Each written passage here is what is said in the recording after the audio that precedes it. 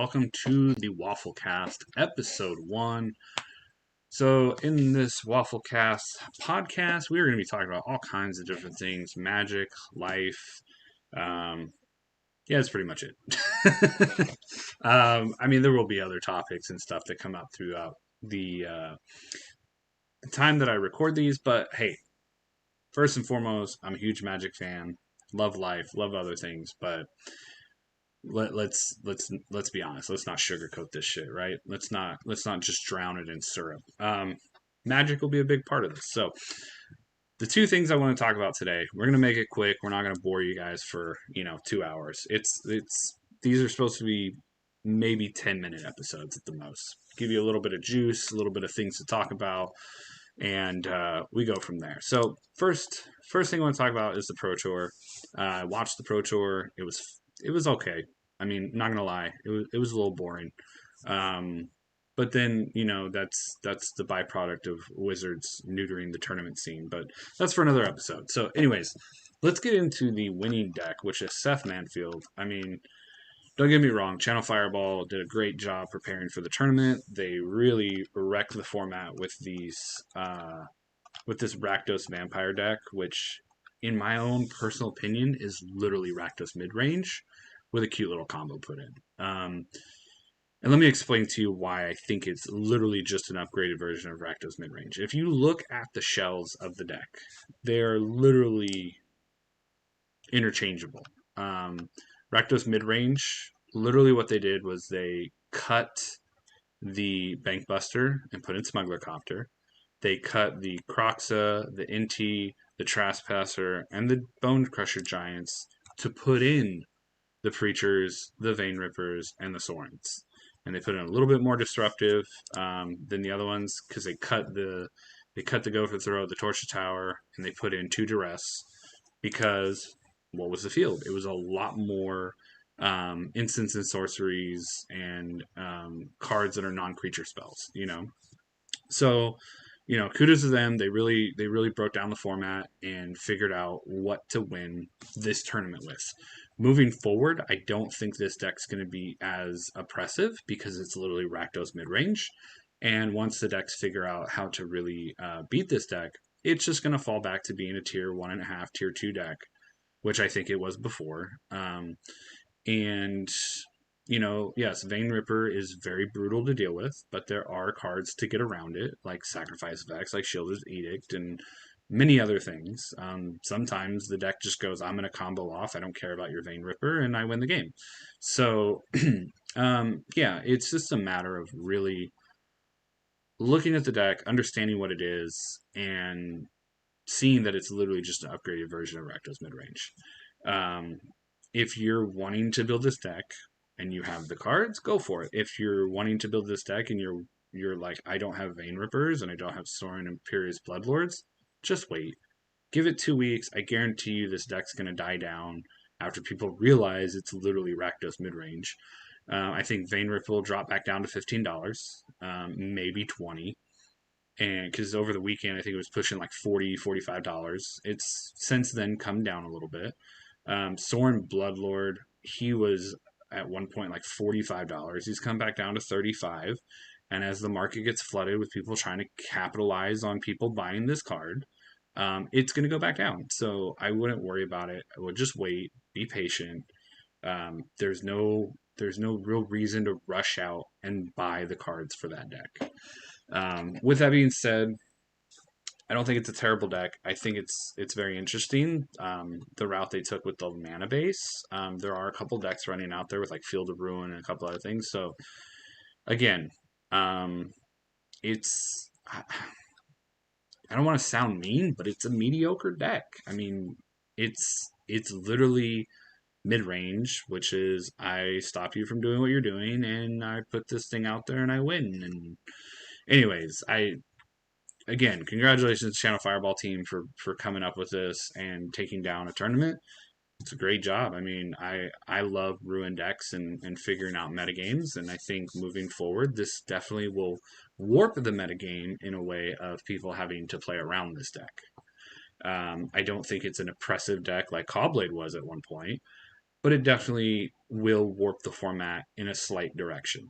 Um, so moving on to the second thing that I want to talk about, which is Modern Horizons 3. So let me play you a quick clip and we'll get back. While talking about Magic and stuff, and Yeah. I told him, like I'm hyped about Modern Horizon 3, and so I'm literally bypassing Fallout. I'm literally bypassing Thunder Junction, and I'm saving all of my capital for Modern Horizons 3 because, in all actuality, it's probably going to be the best set of the year. Yeah. And I think that we're going to see allied fetches in Modern Horizon 3 because of Modern Horizon 2 having enemy fetches. So even if they do reprint the Elementals and Ragavan and a bunch of other cards, they're still going to retain value. And I wouldn't be surprised if you see Orcish Bowmaster in MH3. Ooh. So on top of that. So as you can see from there, just like everybody else in the Magic community that, pays attention, we all knew allied fetches were coming. It's been a long time since they've been printed. The first printing was in 2002 with Onslaught, and then years later in Khans of Tarkir. They were definitely needed a reprint. Now, is it going to tank the market? I don't think so. Yes. Look at how many times it took for the enemy fetches to really tank in price and how many times they were reprinted. Yes, they will come down in price, and I'm okay with that because I don't think they're going to $5 to $6. I think they'll probably drop down to 15 to $20, and depending on how prevalent this set is opened, how many people actually open these boxes, will really determine how far they sink.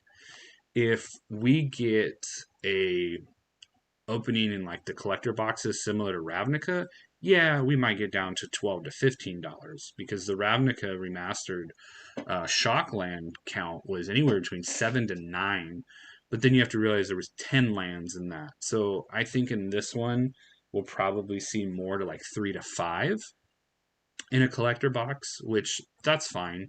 You're gonna see these things open. They're gonna come out onto the market. People are gonna dump them because they're like, oh my god, there's gonna be too many of them. We gotta sell them, and then it'll stabilize and they'll go back up.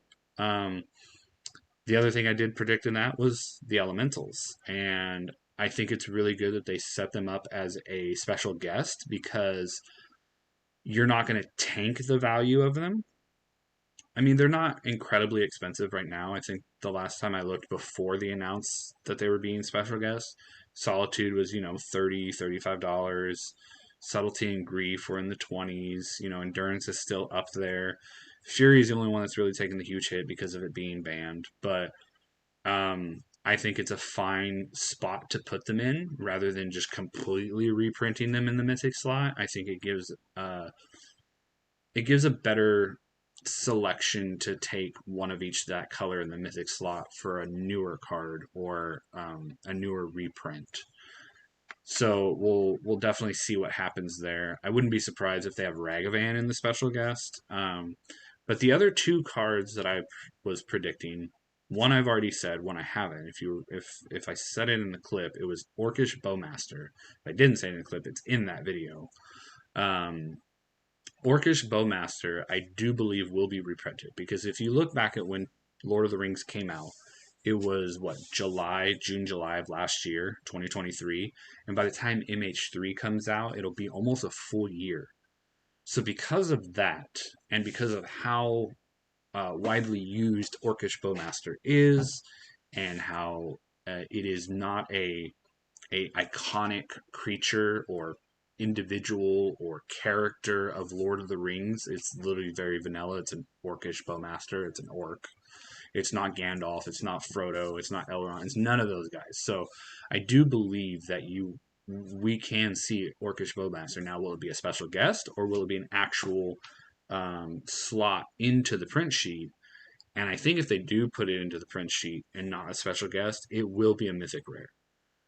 Just because they don't want to print it into oblivion, but they also want to bring it back to be able to, have players be able to have access to it since Lord of the Rings was so successful. I believe it may drive some people to buy some of these boxes because, like, ooh, I have a chance to get Orcish Bowmasters, I have a chance to get Fetch Lands, I have a chance to get Elementals. Like, the risk reward will be there. So the other card, which I haven't mentioned, which I've been doing a lot of thinking about, is Sheldred the Apocalypse. That is the other card that I feel will either take a special guest spot or it'll be another mythic for the black in this set. And the reason why I say Sheldred the Apocalypse, because again, it's been a while since they've printed it. Look at Dom United, right? Dom United, yeah, Dominaria United. It was printed what, 2 years ago, 3 years ago, and then they printed it as a special guest card in Phyrexia All Will Be One, and you could get it as like one of those. It was like the Praetor concept card, which is essentially a special guest. So it wasn't part of the normal print sheets.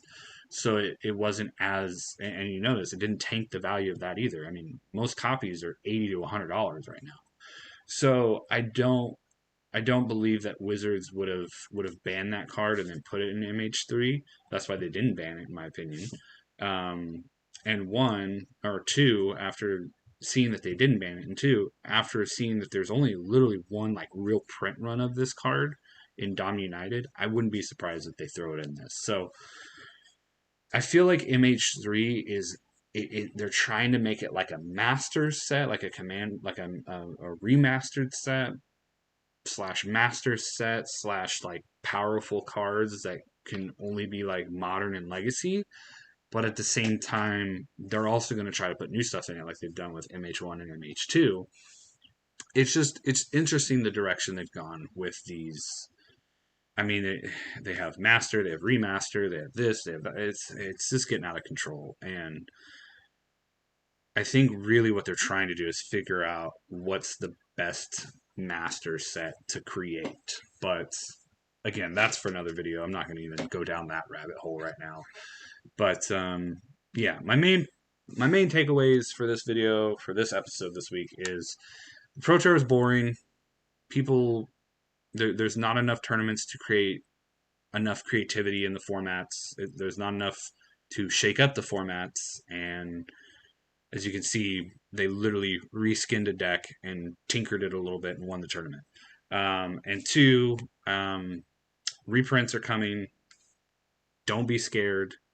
And another thing with MH2 is, yes, the price point looks high on Amazon with $500 for a collector box.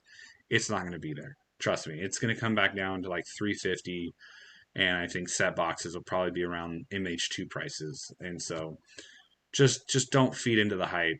Be smart. Pay attention to what's going on, and just wait. I mean, you don't have to be the first person to open it unless you have money and that's what you want to do. But hey, you know what? Thanks for stopping by to the Wafflecast. If you guys disagree with me, think I'm an idiot, and want to tell me down below, go for it. If not, if you agree with what's going on with what I'm telling you guys, and you want to say, yes, I agree, write it down below. #waffle. I love to have conversations with people, even if you disagree with me or agree with me.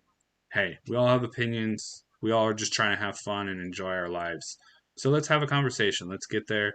And maybe you can come on to Wafflecast and we can have a discussion. So thanks for stopping by, guys. I hope to see you guys in the next episode. And stay syrupy, guys.